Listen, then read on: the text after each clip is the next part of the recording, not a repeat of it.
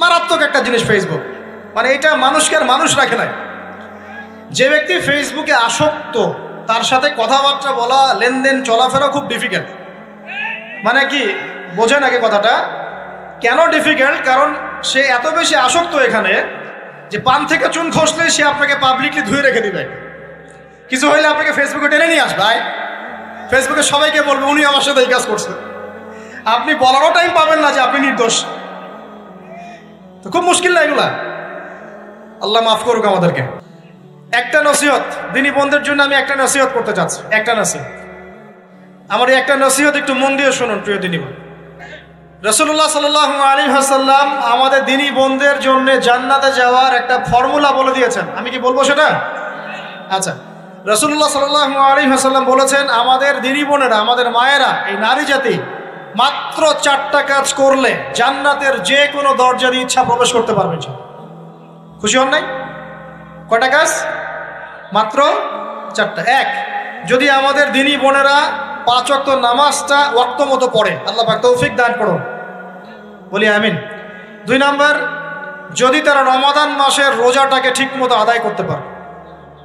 1 number 5 ওয়াক্ত নামাজ ঠিকঠাক আদায় করা, 2 নাম্বার রমজান মাসে সওম রাখা, 3 নাম্বার তাদের লজ্জাস্থানের হেফাজত করা, মানে শরঈ পর্দা মেনটেন করা, শরঈ পর্দা মেনটেন করা। এবং আমি বলে দেই, চেহারাটা আপনাদের পর্দার অন্তর্ভুক্ত। এটা নিয়ে অনেক বাকবিতণ্ডা হয় না সমাজে, চেহারা দেখানো যাবে কি যাবে না ইত্যাদি। চেহারা আপনার পর্দার অন্তর্ভুক্ত বিষয়, ফুল স্টপ। এর উপরে ফতোয়া অনেকভাবে দিচ্ছে, কিন্তু বরেণ্য উলামায়ে কেরামের কিতাবগুলো ঘাটাঘাটি করেন, তাদের ফতোয়া হচ্ছে চেহারা আপনার পর্দার অন্তর্ভুক্ত বিষয়, চেহারা ঢেকে রাখবেন, আল্লাহ পাক তৌফিক দান করুন। চোখ থাকবে খোলা, ঠিক আছে। 4 নাম্বার, স্বামীর আনুগত্য করতে হবে। স্বামীর আনুগত্য, এই যে আনুগত্য শব্দ শুনলেই মানুষের একটা মানে নেগেটিভ ধারণা তৈরি হতে পারে। স্বামীর আনুগত্য মানে কি আমি তার দাসত্ব করব? আনুগত্য মানে, প্রিয় দিনী বোন, আনুগত্য মানে দাসত্ব নয়। আনুগত্য মানে কোরআন সুন্নাহর যে বিধানগুলো আপনার স্বামী আপনাকে পালন করতে বলবে, আপনি সেগুলো করবেন, আপনি করতে বাধ্য। কিন্তু স্বামী যদি কোরআন সুন্নাহর বাইরে কিছু করতে বলে, সেটা মানতে আপনি বাধ্য নন। স্বামী যদি আপনাকে বলে যে সুদ খাও, এই যে সুদি এনজিওতে আসো, নাম লেখাও। স্বামী যদি আপনাকে বলে যে আসো বেপর্দায় বাইরে যাই, সাজুগুজু করে বের হও, চলো ঘুরে আসে বেপর্দায়। স্বামী যদি বলে দেবরকে একটু খাবারটা দিয়ে আসো, আমার অফিসের কলিগ আসছে, খাবার পরিবেশন করো, আসো ডাইনিংয়ে আসো। এই যে হারাম কাজ, বেপর্দার আদেশ করছে, সুদের আদেশ করছে, আপনি সেগুলো পালন করবেন। কিন্তু হালাল বৈধ যে কোনো বিষয় আপনি স্বামীর আনুগত্য করবেন, এটা আপনার উপর ফরজ। এই 4টা কাজ যদি আপনি করতে পারেন, জান্নাতের যে কোনো দরজা দিয়ে ইচ্ছা আপনি প্রবেশ করতে পারবেন ইনশাআল্লাহ। আল্লাহ পাক আমাদের দিনী বোনদেরকে এই 4টা কাজ করার তৌফিক দান করুন। আমাদের সবাইকে আল্লাহ পাক জান্নাতের জন্য কবুল করুন, বলি আমিন। এমনভাবে দান করে যে বাম হাত জানে না ডান হাত কি দান করছে।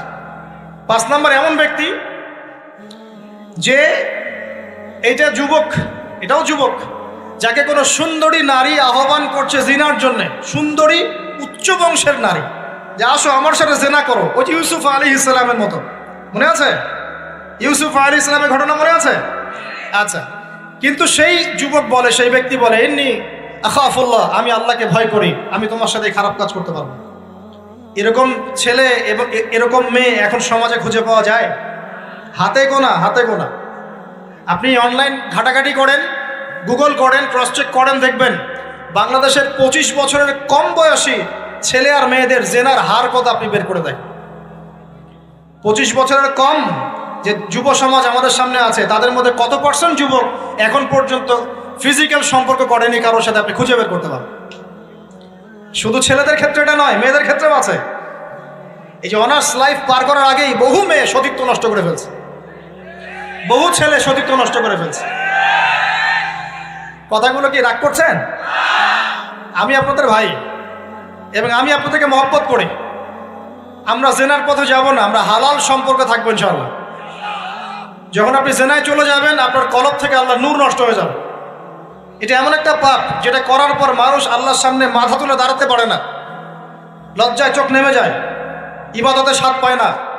যখন হারাম সম্পর্কে, ফ্রি মিক্সিং, এগুলোতে মানুষ থাকে, ইবাদতে মানুষ স্বাদ পায় না। দিনের পর দিন ইবাদত করে, মনোযোগ আসে না, মন লাগে না, চোখ দিয়ে একটু পানি বের হয় না, আল্লাহর জন্য কাঁদতে পারে না, কারণ মনের মধ্যে তো নূর নাই। আর যখন একটা মেয়ে বেপর্দায় থাকে, অনেক ইবাদত করলেও তার এই বেপর্দায় থাকার কারণে সমাজের বহু মানুষের চোখের জেনা হয়ে যায়। এতে করে ওই সব মানুষের পাপের ফল এই মেয়েটাকে ভোগ করতে হয়, এবং মানুষের চোখের বদনজর লাগে, ওই মেয়ে অসুস্থ হয়ে পড়ে মানসিকভাবে, শারীরিকভাবে।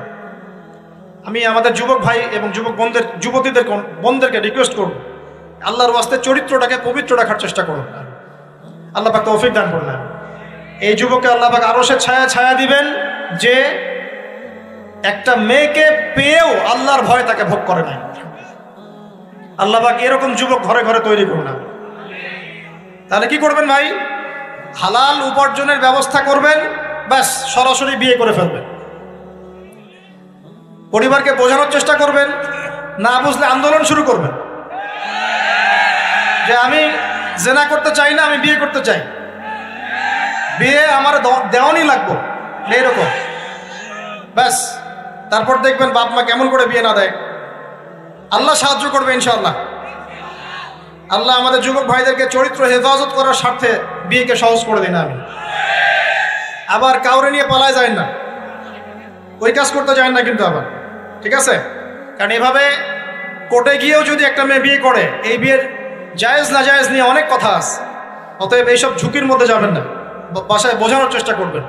আর এক শ্রেণীর ব্যক্তি আছে যাদেরকে আল্লাহ পাক আরশের ছায়া দিবেন। তারা কারা? যারা গোপনে আল্লাহকে স্মরণ করে কাঁদতে পারে। বলি সুবহানাল্লাহ। এখন এই দুটো হাদিসের মধ্যে যুবকদের অবস্থান কি পেয়েছেন? আচ্ছা, আরেকটা শোনাই এবার। নবী সাল্লাল্লাহু আলাইহি ওয়াসাল্লাম বলেছেন, 5টা জিনিস আসার আগেই 5টা বিষয়কে মূল্যায়ন করো।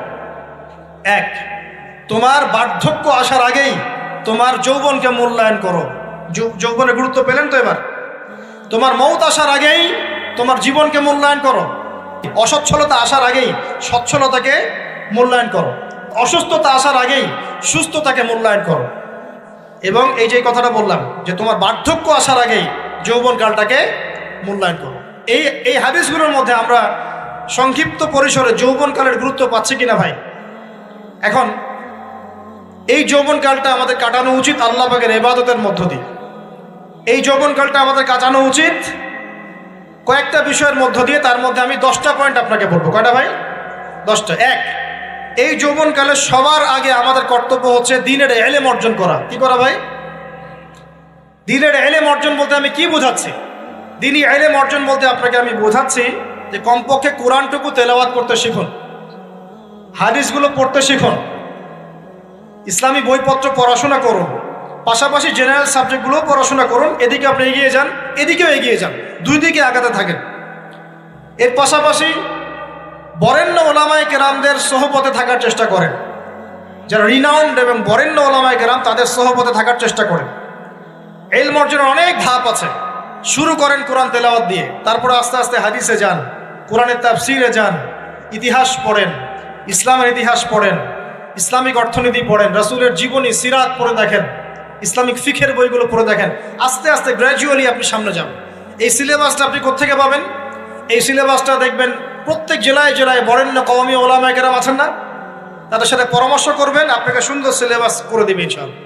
এইভাবে আপনি পড়াশোনা করবেন এবং ওস্তাদের সাথে থেকে পড়াশোনা করবেন। একা একা সব কিছু করা যায়? একা একা সব কিছু করা যায় না। একটা সিলসিলা লাগে, একটা ওস্তাদের সোহবত লাগে নাকি? একা একা কি কোরআন সুন্নাহ সব বুঝে ফেলতে পারবেন আপনি? তাই মনে হয়? কখনোই না।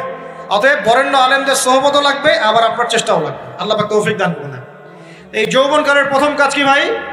ইলম অর্জন করা। 2 নম্বর, এই যৌবনকালে আমরা যে পরিমাণ ফিজিক্যালি ফিট থাকি, শরীরে শক্তি থাকে, উদ্যম থাকে, আমাদের বয়সটা 40-50 হয়ে গেলে সেটা থাকবে না। থাকবে? অতএব এই যৌবনকালে বেশি বেশি ইবাদত করতে থাকেন। আল্লাহ পাক তৌফিক দান। এই যৌবনকালে 5 ওয়াক্ত নামাজ তো পড়বেনই, এর পাশাপাশি নফল নামাজগুলো পড়ার চেষ্টা করুন। এর পাশাপাশি আপনি চেষ্টা করবেন তাহাজ্জুদের ওয়াক্তে একটু নামাজ পড়ার জন্য, কমপক্ষে 2 রাকাত, কমপক্ষে 2 রাকাত, অ্যাটলিস্ট 2 রাকাত নামাজ তাহাজ্জুদের সময় পড়ার চেষ্টা করি। আল্লাহ আমাকে তৌফিক দেখ, আপনাদের সবাইকে তৌফিক দান। ওই সময় আপনি যে দোয়াই করবেন আল্লাহর কাছে কবুল হবে ইনশাআল্লাহ। যে দোয়াই করবেন আল্লাহ কবুল করবেন ইনশাআল্লাহ। যদি আপনার রিজিকটা কি হয়? হালাল হয়। হারাম রিজিক দিয়ে ইবাদত কবুল হয়? হারাম রিজিকের দোয়া কবুল হয়? কবুল হয় না। 3 নাম্বার, এই যৌবনকালে আমরা রাসূলের সুন্নতের উপর বেশি আমল করবো ইনশাআল্লাহ। করা যাবে ইনশাআল্লাহ? তাহলে নিয়াত করতে পারি যে ইনশাল্লাহ চেহারাগুলো পরিবর্তন হবে। চেহারা পরিবর্তন মানে কি?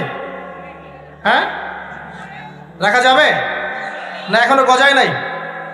প্রত্যেক সপ্তাহে আপনাকে নবীর সুন্নতের উপর এরকম করে কুরবানি এবং জবাই করতে কে বলেছে? নবী সাল্লাল্লাহু আলাইহি ওয়াসাল্লামের সুন্নতকে জবাই করাটা কি ভালো কাজ? হ্যাঁ বলেন তো।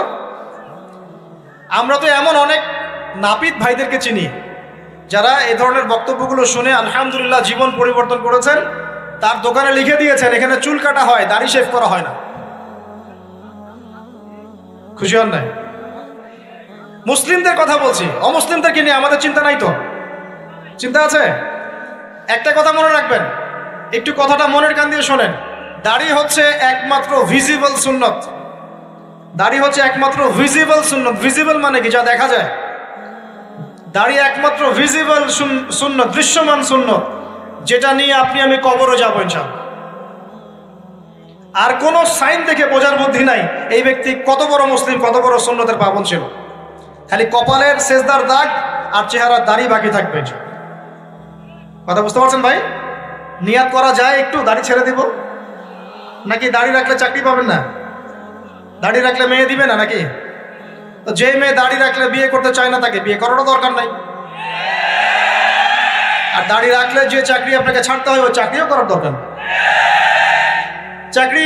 চাকরির মধ্যে সব রিজিক আপনার মনে হয়? রিজিকের সবচেয়ে বড় অংশ আছে কিসের মধ্যে? বিজনেসের মধ্যে। যারা বিজনেস করে তাদের আন্ডারেই লক্ষ লক্ষ মানুষ চাকরি করে।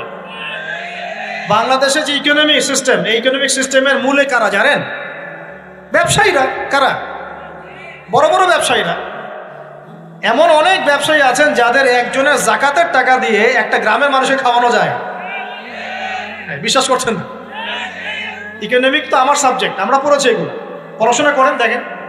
বিজনেস, এরপরে আছে ক্রিয়েটিভ কোনো প্রজেক্ট, এমন কোনো প্রজেক্ট যেটা এখন পর্যন্ত কেউ লঞ্চ করে নাই। এখন অনলাইনে অনেকে আয় করেন না, আজকে থেকে 20 বছর আগে মানুষ এটা করেছিল। এখন অনেক মানুষ বাহির থেকে পড়াশোনা করে দেশে এসে এই যে ডেইরি প্রজেক্ট করছে, পোলট্রি করছে, নতুন নতুন অনেক প্রজেক্ট করছে না? কৃষিভিত্তিক অনেক কাজ করছে। তারা কি সচ্ছল না? আমি একজন ভাইয়ের কথা জানি যিনি আলহামদুলিল্লাহ আল্লাহর এই অধম বান্দার ওয়াজ শুনে সুদের চাকরি ছেড়ে দিয়েছিলেন। চাকরি ছেড়ে দিয়ে তিনি চায়ের বিজনেস শুরু করেন, চায়ের বিজনেস। তো ইদানিং জানলাম তিনি এখন মানুষকে টাকা ধার দেন। মাশাআল্লাহ, তিনি এখন মানুষকে টাকা ধার দেন চায়ের ব্যবসা করেই। আর আমাকে তো এখনো মানুষের কাছে হাত পাততে হচ্ছে। কথা বুঝতে পারেন নাই? আল্লাহ পাক তাকে সুদ ছেড়ে দেওয়ার জন্য সচ্ছল করে দিয়েছেন। এই ওসিলা দিয়েই তিনি সচ্ছল হয়েছেন আলহামদুলিল্লাহ। রিজিক কার হাতে? এটা বিশ্বাস করেন, রিজিক আল্লাহর হাতেই। আল্লাহ পাক চাইলে আপনাকে বেহিসাব রিজিক দেবেন ইনশাআল্লাহ। অতএব সুন্নতকে বিসর্জন দিয়ে নয়, সুন্নতে থাকেন, আল্লাহ পথ খুলে দিবেন ইনশাআল্লাহ। আল্লাহ পাক তৌফিক দান করুন। যুবক ভাইদেরকে বলছিলাম, তাহলে প্রথম কাজ আমাদের ইলম অর্জন করা, তারপরে কি ভাই? নামাজের পাবন্দ হওয়া, আর নামাজ ফরজের পাশাপাশি নফলগুলোও চর্চা করা। 3 নম্বর বলেছি রাসূলের সুন্নতের উপর একদম ইস্তেকামা, দৃঢ়ভাবে আমল করা। আর সুন্নত শিখতে হলেই তো 3 দিনের জন্য বেরিয়ে যান, 7 দিনের জন্য, 40 দিনের জন্য বেরিয়ে যান। সুন্নত শিখিয়ে আপনাকে বাসায় পাঠাই দেবে ইনশাআল্লাহ। পড়াবে না? অনেক মানুষ মনে করে যে তাদের ওখানে গেলে আমার আকীদা নষ্ট হয়ে যাবে। হ্যাঁ, তাই না? তারা বিভ্রান্ত। হ্যাঁ, নাউজুবিল্লাহ। স্বপ্নে পাওয়া ধর্ম, অনেকে টিটকারি মারে, স্বপ্নে পাওয়া ধর্ম। এইসব ব্যঙ্গের ছাতার মতো আদর্শের দিকে মুখ ফিরাবেন না। মাকবুল জামা, যেগুলো মাকবুল জামা, ক্লাসিক্যাল ইসলামের মধ্যে থাকেন, আপনি বিভ্রান্ত হবেন না। তারা আপনাকে কখনো খারাপ কাজে আদেশ করেছে? কত চোর ডাকাত মদখোর মানুষ সেখানে গিয়ে 5 ওয়াক্ত নামাজি হয়ে গেছে, সুদের ব্যবসা ছেড়ে দিয়েছে, মাদক ছেড়ে দিয়েছে, আল্লাহর ওলি হয়ে গেছে আলহামদুলিল্লাহ। তো আপনাকে তারা সুন্নত শিখিয়ে বাসায় পাঠিয়ে দিবে। এছাড়া আপনি অন্যভাবে শিখতে চলে শিখবেন, সমস্যা কি? যদি মাদ্রাসায় পড়ার তৌফিক থাকে তাহলে পড়বেন। সবাই কি মাদ্রাসায় পড়ার তৌফিক পাবে? পাবে না। নিঃসন্দেহে কিছু মানুষ তৌফিক পাবে, কিছু মানুষ হয়তো পাবে না। যারা পাবে না তারা দিন শিখবে কিভাবে? এভাবেই তো শিখবে। সুন্নতের উপর আমল করতে হবে, এটা সবচেয়ে বড় কথা। আল্লাহ পাক আমাদের সবাইকে সুন্নাহর উপর আমল করার তৌফিক দান করুন।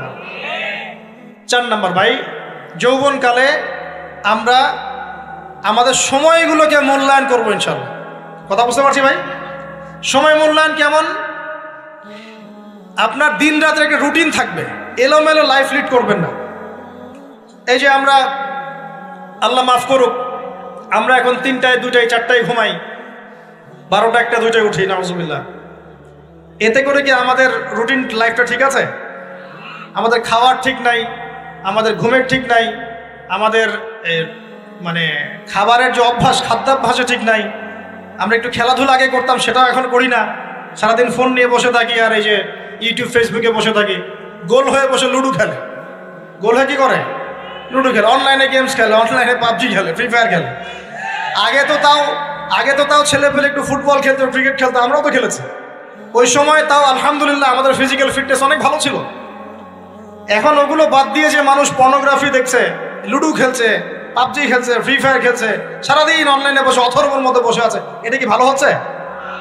এজন্য অ্যাটলিস্ট ফজরের নামাজ পড়ে জিকির আজগার করে পড়াশোনা করে আধা ঘন্টা 1 ঘন্টা একটু খেলাধুলা করলে কি সমস্যা?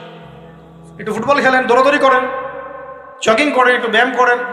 আল্লাহ পাক আপনাদের যৌবনে বরকত দান করুন, আমিন। এই কাজগুলো করতে হবে কিনা? ভালো না খারাপ? করেন। আর নিয়মতান্ত্রিক লাইফ লিড করবো আমরা, নিয়মতান্ত্রিক। আমার জীবনে একটা রুটিন থাকবে, এই রুটিনের বাইরে যাব না। পড়াশোনার রুটিন থাকবে, খেলার বা এক্সারসাইজ রুটিন থাকবে, খাওয়া দাওয়ার রুটিন থাকবে, দাওয়ার রুটিন থাকবে, আমি আলেম ওলামাদের কাছে যাবো, এই রুটিন থাকবে। একটা রুটিন লাইফ লিড করবেন, এলোমেলো জীবনযাপন করবেন না। আল্লাহ পাক আমাকে তৌফিক দান করুন, আপনাদের সবাইকে তৌফিক দান করুন। কয়টা বলেছি ভাই? বলেন। 6 নাম্বার, যৌবনকালে সবচেয়ে বেশি বেঁচে থাকবো নারীর ফিতনা থেকে। কি থেকে ভাই? যৌবনকালে সবচেয়ে বেশি বেঁচে থাকবো কি থেকে? একটা হাদিস বলি, নবী সাল্লাল্লাহু আলাইহি ওয়াসাল্লাম বলেছেন, মা তারাকতু বা'দি ফিতনাতান আদাররু আলা রিজালি মিনান নিসা। আমি আমার পরে, নবীজি বলছেন, আমি আমার পরে পুরুষদের জন্য নারীদের চেয়ে ভয়ঙ্কর কোনো ফিতনা রেখে যাই নাই। কেমন ফিতনা?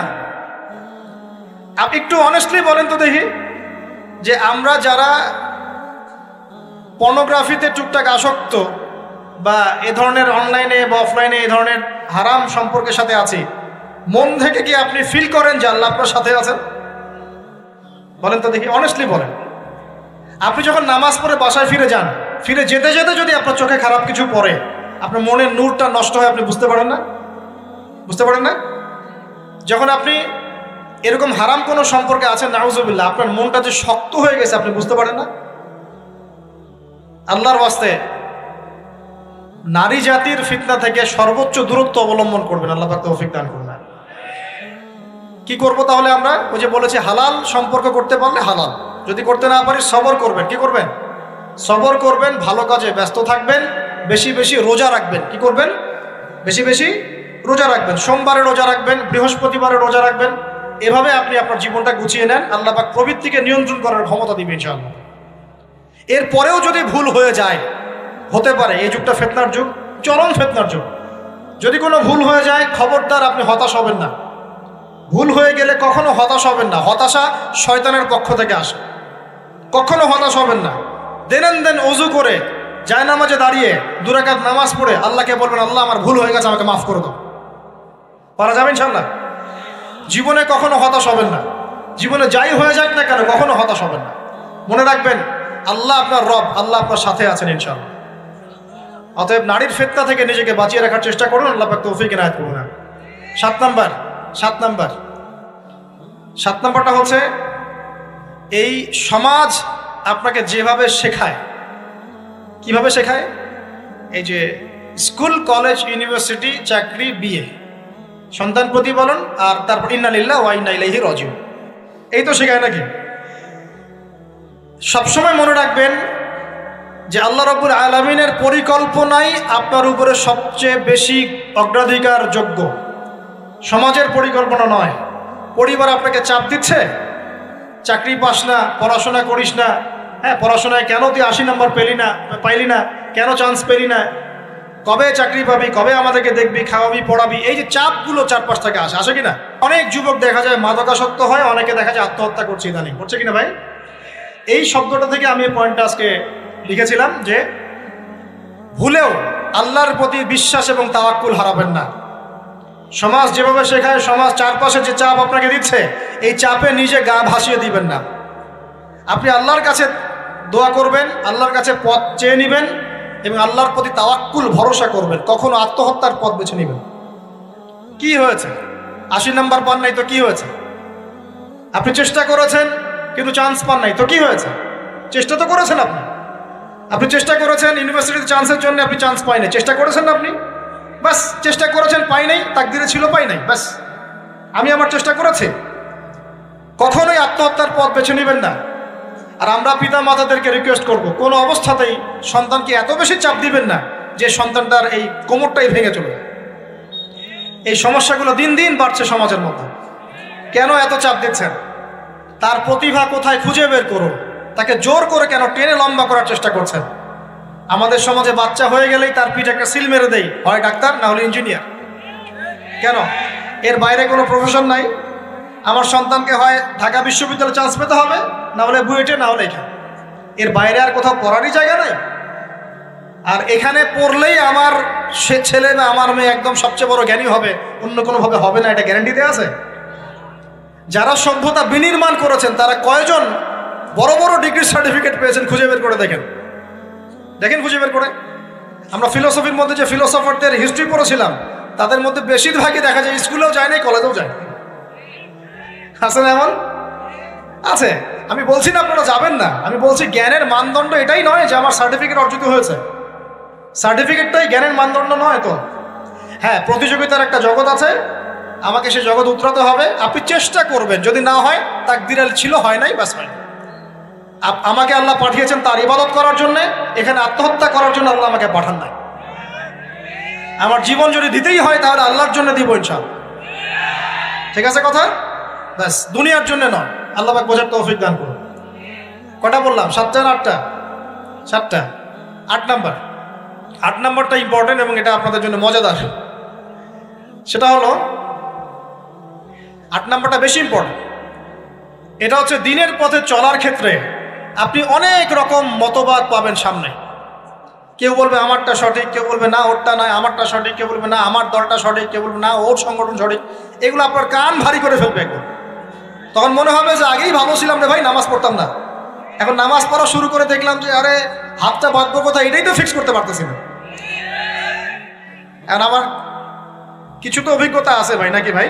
ওর আলোকে একটা কথা বল, সেটা হলো সমাজে কিছু ইখতিলাফি মাসআলা আছে, এই মাসআলাগুলো কানেও ঢুকাবেন না। আপনি ইবাদতের মধ্য দিয়ে আল্লাহকে পাওয়ার চেষ্টা করুন। এবং চিরায়ত একটা ইসলাম আমরা ফলো করছি না? এই ইসলামের মধ্যে এমন কিছু নাই যেটা আপনাকে জাহান্নামে নিয়ে যাবে, এমন কিছু নাই। হ্যাঁ, প্রত্যেকটা ঘরানার মধ্যে কিছু বিভ্রান্ত মানুষ থাকতে পারে। এমন কিছু মানুষ এমন আমল করছে যে আমলটা হয়তো কোরআন এবং হাদিসে নাই। এটা তার সমস্যা, কোরআন সুন্নাহর সমস্যা নয়। কথা বুঝতে পারছেন? এটা তার সমস্যা। সে এটাকে সেই বেদাতটা করছে, সেই শিরকটা করছে। তার মানে এই নয় যে কোরআন হাদিস আমাকে শিরক শিখিয়েছে, বেদাত শিখিয়েছে। কোরআন এবং হাদিসে যেটা আছে এটা সুন্দর এবং এটা চিরায়ত একটা ক্লাসিক্যাল ইসলাম আমাদের কন্টিনেন্টে আছে, বাংলাদেশেও আছে। এখানে থাকলে আপনি বিভ্রান্ত হবেন না ইনশাআল্লাহ তাআলা। বরেণ্য ওলামায়ে কেরামদের কাছে গিয়ে অন্তত একজন হকপন্থী আলেমের সাথে পরামর্শ করে আপনি আমল করার চেষ্টা করুন। আর যে বিষয়গুলো নিয়ে ইখতিলাফ আছে এগুলো নিয়ে সমাজে মতপার্থক্য সৃষ্টি করে সমাজটাকে বিভক্ত করতে যায় না। আল্লাহর ওয়াস্তে মসজিদ ভাগ করতে যায় না, সমাজকে ভাগ করতে যায় না। জাতিগত ঐক্যটা রক্ষা করেন, আল্লাহ পাক বোঝার তৌফিক দান। আর যদি মানুষের মধ্যে খারাপ কিছু দেখি, ওই খারাপ কিছু বিষয়টা আমি এড়িয়ে যাবো ইনশাআল্লাহ। আর কোনটা ভালো কোনটা খারাপ আমি বুঝবো কিভাবে? আমি 10 জন আলেমের সাথে পরামর্শ করবো, বাস। আমি এত বড় আলেম নই, তাহলে আমি 10 জন আলেমের সাথে পরামর্শ করব যে হুজুর এই বিষয়টা চলছে, এটা সম্পর্কে আসলে বিষয়টা কি। একটা ঘরানার দিকে কখনো আপনি সাম্প্রদায়িকভাবে বায়াসড হয়ে যাবেন না। আপনি আপনার চিন্তাটাকে লিবারেল রাখবেন, হকটা যেখানে পাবো সেটা নিব ইনশাআল্লাহ। এমন নয় যে উনি বলেছেন বলেই হক আর কারোটা নিব না, ওনারটাই নেব, এভাবে চিন্তা করবেন না। হক যেখানে আছে সেখানে যাবেন আপনি ইনশাআল্লাহ। আল্লাহ পাক আমাদেরকে বোঝার তৌফিক দান। আর যে ইখতিলাফগুলো আছে এগুলো নিয়ে সমাজকে বিভক্ত করতে যায় না, মতানৈক্য নিয়েই ঐক্য হবে ইনশাআল্লাহ তাআলা। আল্লাহ পাক আমাদেরকে এই কথাটা বোঝার তৌফিক দান। আর শেষের দুটো হলো যৌবনকালে আমরা আমাদের পরবর্তী জীবনের প্রস্তুতি গ্রহণ করবো ইনশাআল্লাহ। কারণ বার্ধক্যের জীবনে আপনি কিন্তু এই কাজগুলো এখন করতে পারছেন, সেগুলো পরে পারবেন না। অতএব এই সময়ই আপনি আপনার রিজিকের একটা অংশ সঞ্চয় করার চেষ্টা করুন, কিছু সাস্টেইনেবল অ্যাসেট করার চেষ্টা করুন, যাতে পরবর্তী বয়সে গিয়ে আপনাকে দিনের দিকে কাজ করার জন্য দুনিয়ার ফিতনায় পড়তে না হয়। আল্লাহ পাক আপনাদেরকে হালাল রিজিকের ব্যবস্থা করে দিন, আমি দোয়া করি, আল্লাহুম্মা আমিন। আর সবশেষ যেটা বলতে চাচ্ছিলাম, দেখুন যৌবনকালে আমরা যা করতে পারবো অন্য সময় পারি না, তাই এই যৌবনেই ইলম অর্জন করে আল্লাহ পাকের দ্বীনের এই দাওয়াতের মেহনত আমরা শহরে শহরে, গ্রামে গঞ্জে, জেলায় উপজেলায়, প্রত্যন্ত অঞ্চলে সমস্ত জায়গায় পৌঁছে দেবো ইনশাআল্লাহ। যৌবনকালে আমরা বেশি বেশি দাওয়াতি কাজ করার চেষ্টা করবো, আল্লাহ পাক তৌফিক দান করুন। যতটুকু জানেন, আপনি এতটুকু জানেন না যে নামাজ পড়তে হয় 5 ওয়াক্ত, তাহলে নিজে পড়েন, মানুষকে নামাজের দাওয়াত দেন। আপনি এতটুকু জানেন না যে ভাই সুদ খাওয়া হারাম, জানেন কি না ভাই? ব্যাস আপনি মানুষকে বলেন যে ভাই হালাল খাই, সুদ না খাই। আপনি এতটুকু জানেন না যে জেনা করা হারাম, বাস আপনি আপনার বন্ধুকে দাওয়াত দেন, ভাই জেনার দিকে যাইস না এবং হারাম অ্যাফেয়ার্সে যাইস না। যতটুকু জানেন অতটুকু মানুষের কাছে পৌঁছে দেন, আল্লাহ পাক তৌফিক দান করুন। যুবক ভাইদেরকে আমি এই 10টা নসিহত করলাম আজকে, এই নসিহতগুলো একটু মেনে চলেন, যৌবনটা সুন্দর হবে ইনশাআল্লাহ। এছাড়া আর অনেক নসিহত আছে, এগুলো ওই যে বইগুলোর নাম বলে দিয়েছি, আল্লামা তাকি উসমানী হুজুরের যে বইগুলো, এগুলো পড়েন, ইনশাআল্লাহ দেখবেন আরো অনেক হেদায়েত আপনি পাবেন। মোটা দাগে কথা হচ্ছে ইলম অর্জন করতে হবে। রাজি আছে কিনা ভাই? রাজি আছে কিনা বলেন? ইলম অনুযায়ী আমল বাড়িয়ে দিব, রাজি আছে কিনা? হকপন্থী ওলামায়ে কেরামের সাথে পরামর্শ করে চলবো, রাজি আছে কিনা? আমরা যৌবনকালে হালাল রিজিক অন্বেষণের চেষ্টা করবো, রাজি আছে কিনা? যৌবনের সময়কে বিন্যাস করে চলবো, এলোমেলো জীবন যাপন করবো না, রাজি আছে কিনা? নারীদের ফিতনা থেকে বেঁচে থাকার চেষ্টা করবো, রাজি আছে কিনা? আগামী দিনের জন্য, ইসলামকে এগিয়ে নেওয়ার জন্য দাওয়াতের মেহনত করবো, রাজি আছে কিনা? আচ্ছা, এখন আসেন, এগুলো আমাদের করণীয় ছিল, আমাদের যুবকরা এখন করছে কি সেটা শুনুন। আমাদের যুবকরা এখন কিশোর গ্যাং করছে। কিশোর গ্যাং কি করছে? আপনাদের পরিবারের কর্তা যারা আছেন তাদেরকে আমি একটু রিকোয়েস্ট করবো, আপনার সন্তানের দিকে খেয়াল রাখেন। আপনার সন্তানকে যত ছোট মনে করছেন, আপনার সন্তান এখন এত ছোট নয়। কিশোর বয়সে সে এমন পাপও করে ফেলেছে যা আপনি এখনো করেন নাই। কিশোর বয়সে এমন এমন পাপ করা তার শেষ যা আপনি এখনো চিন্তাও করতে পারেন না। অতএব সন্তানকে শুধু গায়ে গতরে বড় করলে হয় না। আমরা যে সন্তানকে মানুষ করার জন্য নিজের ঘাম ছেড়ে দিচ্ছি, মানুষ করার অর্থ হচ্ছে ওর আত্মাটাকে গড়ে তোলা, দেহটাকে গড়ে তোলা নয়, তার আত্মাটাকে গড়ে তুলুন। সন্তান থেকে খেয়াল রাখেন। ঢাকা শহরে কিশোর গ্যাংয়ের দৌরত্বে টেকা যাচ্ছে না, রাস্তাঘাটে ছিনতাই করছে, মাদক সেবন করছে, মানুষের সম্পদ মোবাইল ধুপ করে কেড়ে নিয়ে দৌড় দিচ্ছে, এক গ্যাং আরেক গ্যাংয়ের সাথে মারামারি করছে। এগুলো শিখছে কোত্থেকে? এগুলো শিখছে আপনার ওই যে অপসংস্কৃতি দেখে দেখে। পশ্চিম থেকে, আমাদের পার্শ্ববর্তী থেকে অনেক অপসংস্কৃতি ঢুকছে ভিতরে, ওটা দেখে দেখে দেখে দেখে শিখছে কি করতে হয় না করতে। দুইটা গ্যাং তৈরি করছে এবং সিনেমাতে যেমন দেখানো হয় সে নিজেকে ওই রকম করে চিন্তা করা শুরু করেছে। এই কনসেপ্টগুলো মানুষ পাচ্ছে কোথায়? নাটক সিনেমা থেকে পাচ্ছে। একটা দল ক্রিয়েট করেছে, সে সেই দলের নেতা হয়েছে, আরেক দল তাকে মারতে আসছে, সে আবার তাকে মারতে যাচ্ছে। এই যে জিনিসগুলো, এগুলো নাটক সিনেমায় দেখানো হচ্ছে না এখন? যুবকরা শিখছে কোত্থেকে এগুলা? বাংলাদেশের মেয়েদেরকে একসময় শেখানো হয়েছে তুমি সুন্দর না, তুমি কি না, তাদের মনে ঢোকান তুমি সুন্দর না, আরো সুন্দর হতে চাও, আরো সুন্দর হতে চাও, এই ক্রিম মাখো, সুন্দর হয়ে যাও। এই একটা কনসেপ্ট ঢুকিয়ে দিছে মাথায়, তুমি সুন্দর না, তোমাকে আরো সুন্দর হতে হবে। আল্লাহ তোমাকে যে সৌন্দর্য দিয়েছেন এটা যথেষ্ট না, অন্যরা আরো অনেক বেশি সুন্দর, তুমি সুন্দর না, এই ক্রিম মাখো, সুন্দর হবে। এই করতে করতে করতে ক্রিমের ব্যবসা শুরু হলো। বাণিজ্য, সবকিছুর পিছনে কি থাকে? বাণিজ্য, আর কিচ্ছু না। তারপর শুরু হলো যে পার্লার, অমুক ক্রিম, তমুক ক্রিম, অমুক সোনো, এই সেই, বাস মেয়েরা পাগল হয়ে গেল। ব্যাস নতুন নতুন আমরা আমাদের সংস্কৃতি ধারণ করে যে কাপড় চোপড়গুলো পরি, কিছু মানুষ শেখালো এর চেয়ে এই ফ্যাশনটা ভালো, এটা পরো। ব্যাস ঈদে ঈদে নতুন নতুন ফ্যাশন আসা শুরু করলো। আর পাঞ্জাবি পায়জামা পরা তো আমাদের বাপ দাদাদের সুন্নত, এটা বাঙালিদেরই সুন্নত। সব বাদ দিয়ে এখন আমরা কি শুরু করেছি দেখেন তো। তো এগুলো কিন্তু মিডিয়া দিয়ে আপনাদেরকে ঢোকানো হয়, মিডিয়ার থ্রু দিয়ে। আমরা দেখছি এখন যুবকরা, বহু যুবক মাদকাসক্ত হয়ে যাচ্ছেন, হচ্ছেন কি না? কিসের এত হতাশা ভাই? কি হয়েছে? আপনার গার্লফ্রেন্ড আপনাকে ছেড়ে চলে গেছে? তা গেছে না, হয়তো কি হয়েছে ভাই? কি হয়েছে? গার্লফ্রেন্ড ছেড়ে চলে গেছে তো কি হয়েছে? আল্লাহ পাকের জমি নাকি মেয়ের অভাব নাকি? 40 জন নারীর দায়িত্ব একটা ছেলেকে নিতে হবে সে জামানায়, মানে মা, বোন, ফুপু, খালা, স্ত্রী, এই সব মিলে 40 জন কাঁধে উঠে যাবে। এখন ঘরে ঘরে মেয়েদের সংখ্যা বাড়ছে না? নবীজি বলেছেন শেষ জামানায় মেয়েদের সংখ্যা বাড়বে, ছেলেদের সংখ্যা কমবে। কমছে কি না ছেলেদের সংখ্যা? এখন হয়তো এভারেজ 100, 104, পরে দেখবেন আরও বেড়ে গেছে। শুধু আমেরিকার হিস্ট্রি ঘেটে দেখেন, ওখানে ছেলে মেয়ের অনুপাতটা কেমন। কমছে সব জায়গাতে, আরও সামনে কমবে। তো একজন গার্লফ্রেন্ড আপনাকে ছেলে চলে গেছে, ব্যাস জীবনটা উৎসর্গ করে দিতে হবে তার জন্য? এখন কি ফেন্সিডিল, গাঁজা, ইয়াবা এগুলো সেবন করতে হবে? আপনাকে কে সৃষ্টি করেছেন ভাই? কি উদ্দেশ্যে? প্রথমে কি একটা বলেছে, কি উদ্দেশ্যে? আমাকে আল্লাহ পাঠিয়েছেন দুনিয়াতে নামাজ পড়তে, রোজা রাখতে, দিনের প্রচার করতে, দিনের জ্ঞান অর্জন করতে, এই তো। তা আমি একজন মেয়ের জন্য জীবন নষ্ট করে দিব কেন? আমি তাহলে আল্লাহর কাছে কি মুখ দেখাবো আর নবীর কাছে কি মুখ দেখাবো? ওখানে গিয়ে বলবো আল্লাহ আমি আমার অমুক প্রেমিকার জন্য আশায় হয়ে একদম জীবন দিয়ে দিয়েছি, আত্মহত্যা করেছি? গেছে ভাই, যাইতে দেন। যে ব্যক্তি আপনার অবস্থানকে মূল্যায়ন করে নাই সে আপনার যোগ্য ছিল না। এখন আপনি কি করবেন? নিজের অবস্থান উন্নত করেন, আপনার পিছনে লাইন ধরে ঘুরবে ইনশাআল্লাহ। এটাই বাস্তবতা। দুনিয়া খুব খারাপ জিনিস। মানুষ মানুষের অবস্থানকে মূল্যায়ন করে, মানুষ মানুষের অবস্থানকেই মূল্যায়ন করে, কিন্তু আল্লাহ রাব্বুল আলামিন আপনাকে সর্বাবস্থায় ভালোবাসেন। আলহামদুলিল্লাহ। এই যে আমরা এখন অনেক পাপ করছি না, আল্লাহ কি আমাদেরকে আযাব দিয়ে ধ্বংস করে দিয়েছেন? আল্লাহ পাক এখনো আমাদেরকে ভালোবাসেন, রহম করেন, অপেক্ষায় আল্লাহ পাক অপেক্ষা করছেন কখন তওবা করবে, আমি তওবা কবুল করব। এই কখন আমার বান্দা খালি একবার বলে আস্তাগফিরুল্লাহ, আল্লাহ পাক সাথে সাথে মাফ করে দেবেন। আর সেই আল্লাহকে ভুলে আপনি কার পিছনে ছুটছেন? আমরা কিন্তু নিয়াত করতে পারি ভাই যে আমরা যারা ওয়াজ শুনলাম জীবনে কোনোদিন সিগারেটে হাত দিব না ইনশাআল্লাহ।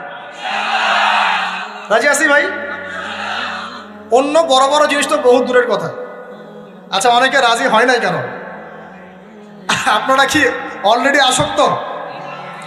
আমি অনেক ভাইকে দেখেছি মাশাআল্লাহ ইফতার খুলেই একদম বেনসন টানা শুরু করে। হ্যাঁ, এটা যে হারাম আপনাদের কেউ ওয়াজ করে শোনায় নাই? এটাকে কি মনে করেন আপনারা, হারাম না হালাল? কেউ বলেছে মাকরু, নাকি মাকরু ফতোয়া দিয়েছে? মাকরুহ শব্দের অর্থ জানেন আপনি? মাকরুহ শব্দের অর্থ কি শোনেন।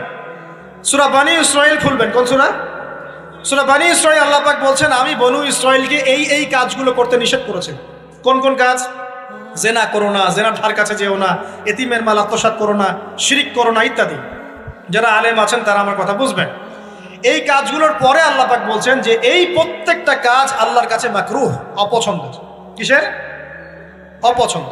তাহলে এটাকে আপনি সহজ মনে করছেন? নিয়াত করি আল্লাহ পাকের সন্তুষ্টির জন্য আমরা কোনোদিনও মাদকের সাথে সম্পৃক্ত হব না ইনশাআল্লাহ। আর বিশ্বাস করেন, শুধুমাত্র মাদকদ্রব্য নিয়ন্ত্রণ অধিদপ্তর এই আইন কানুন এগুলো দিয়ে, জরিমানা দিয়ে মানুষকে মাদক ছাড়ানো যাচ্ছে না, যাবে না। কেন যাবে না এটা আপনারা খুব ভালো করেই জানেন, আমি বলতে চাচ্ছি না। অনেক সময় মাদক বিরোধী কনসার্ট করে মানুষ, মাদক বিরোধী কনসার্টে ওঠার আগে এক বোতল ডাইল খেয়ে আসে। এগুলো কি বাস্তব কথা বলছি না অবাস্তব কথা বলছি?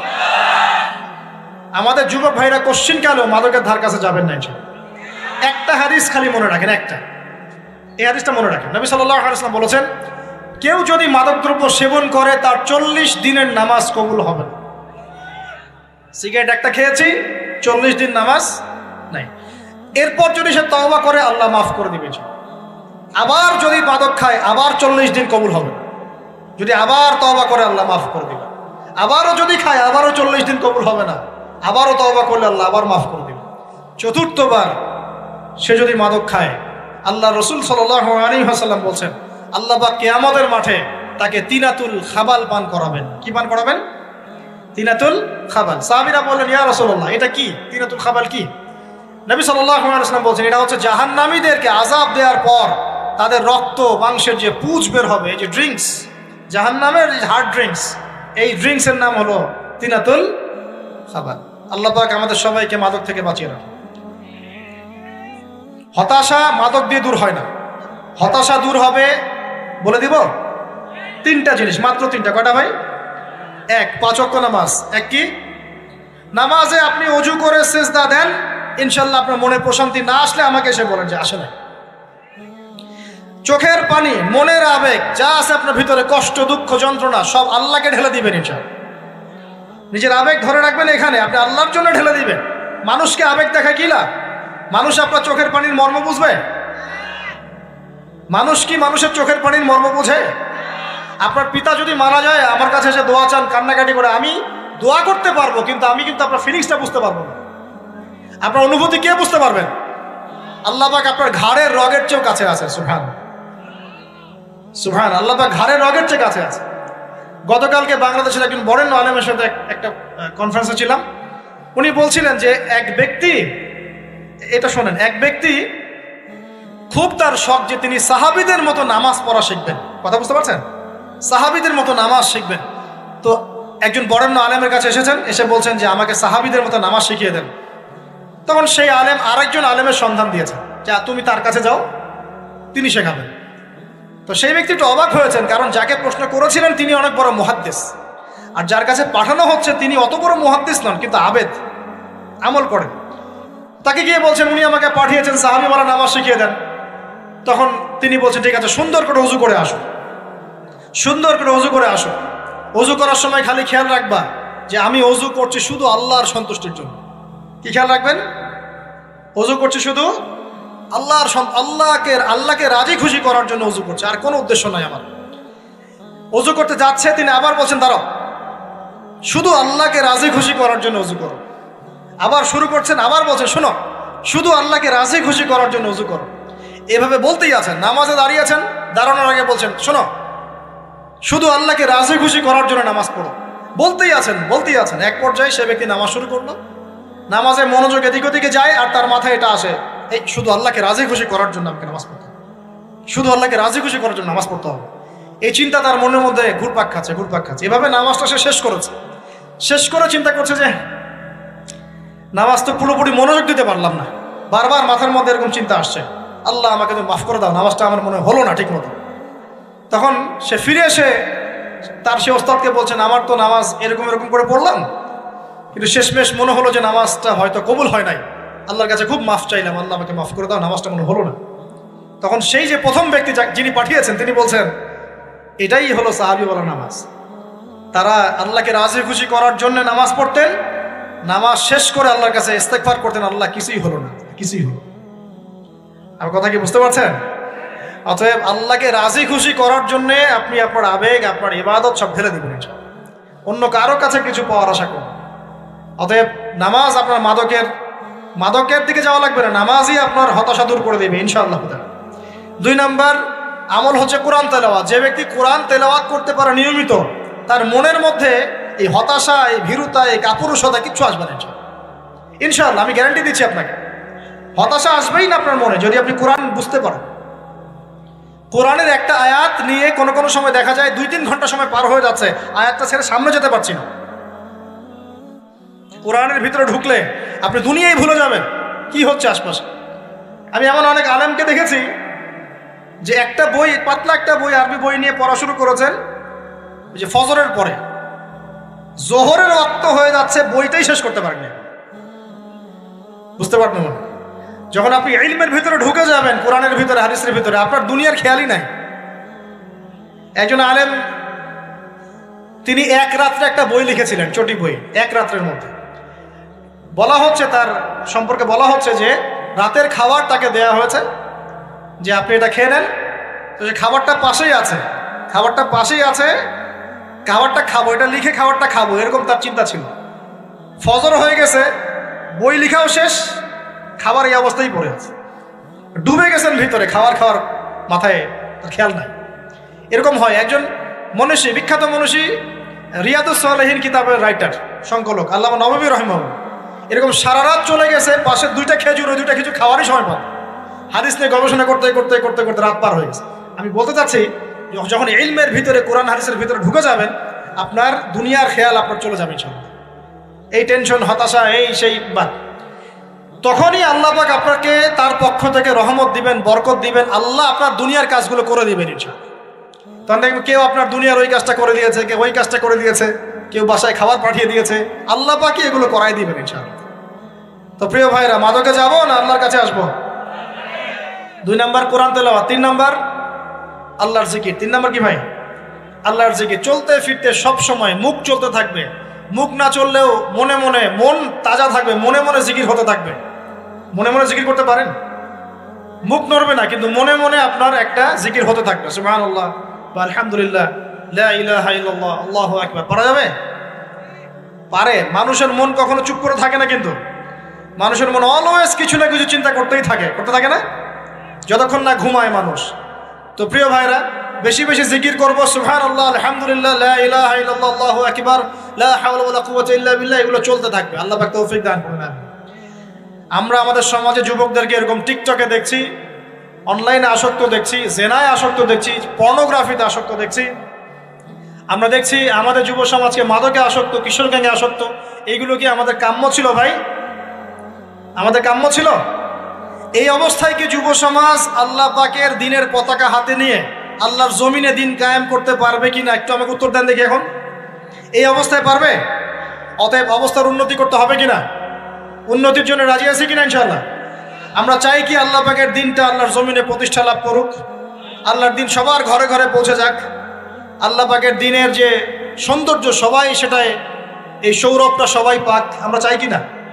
সমাজে শান্তি প্রতিষ্ঠা হোক, আবার সেই রাসূলের মতো যুগ চলে আসুক, আমরা চাই কিনা? অতএব আমাদের সবাইকে যৌবনের এই প্রলোভনগুলো থেকে বেরিয়ে এসে আল্লাহ পাকের ইবাদতে আত্মনিয়োগ করতে হবে। আল্লাহ পাক আমাদের সবাইকে তৌফিক দান করুন, বলি আমিন।